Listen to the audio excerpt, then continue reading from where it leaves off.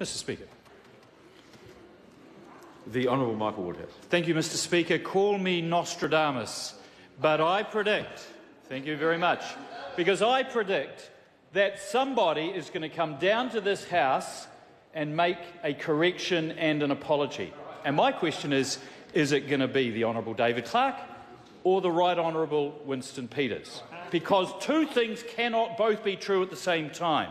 In response to a question from the Leader of the Opposition, the Honourable Simon Bridges, Mr. Peters said in regards to health targets, well, the Honourable David Clark came along with a system and plan and policies of hope to improve public health, and Cabinet members agreed with him.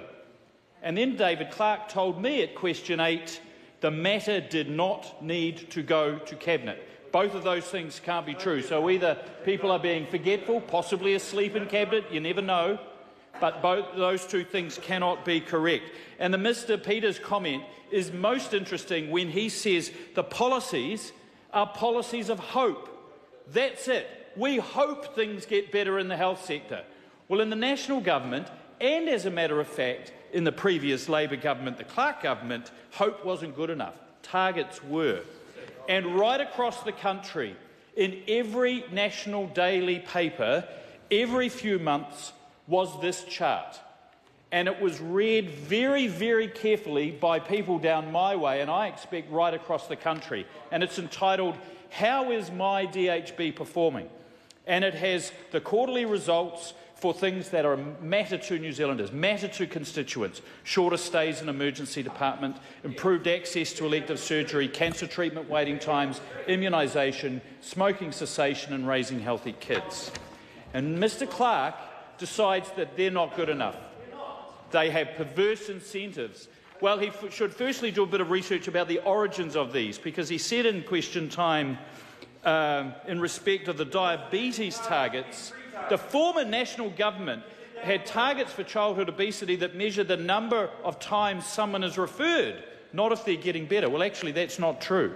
That was a target of the previous Labor government. And this is the document released, I am interested to note, by Dr. Clark's predecessor, Mr. Pete Hodgson. And he introduced the diabetes target that the National Government got rid of because we agreed with Dr. Clark. It wasn't tight enough. But let's have a look at the results that occurred when those targets were being monitored and measured and published to the public. Emergency department waiting times. The best independent academic research by the University of Waikato says that 700 lives were saved. 700 lives were saved every year by setting a target in the emergency department of no more than 6 hours waiting time. And if that's a perverse incentive, I'll take it. Immunisation rates up from 63% to 92%. And the document that the previous Labor government put in place talked about Maori and Pacifica inequalities. Well, a really important part of the immunisation target was that Maori and Pacifica immunisation rates were higher than non-Maori.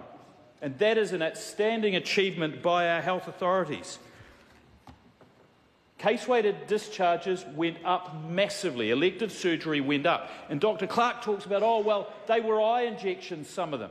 Well, in his part of the country, in the Southern District Health Board, people were going blind because of disorganisation in the eye department at Dunedin Hospital, and he says that an eye injection is not important. Well, I bet it was important to those people with macular degeneration who did go blind and should not have. And what I don't understand is how inconsistent these targets are. We've lost national standards. We've lost all of the better public service targets.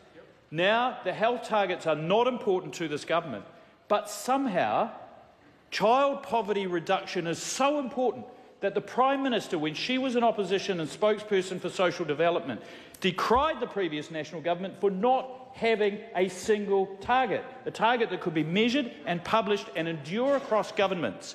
And the only pattern that I can see out of the inconsistency is that anything the National Government did, this government is going to undo. And anything that it does is great and the right thing to do, but not when the previous government does it. And that is a real shame. It's an ideological nonsense and it has to stop. Ginny Anderson. It's always good to start off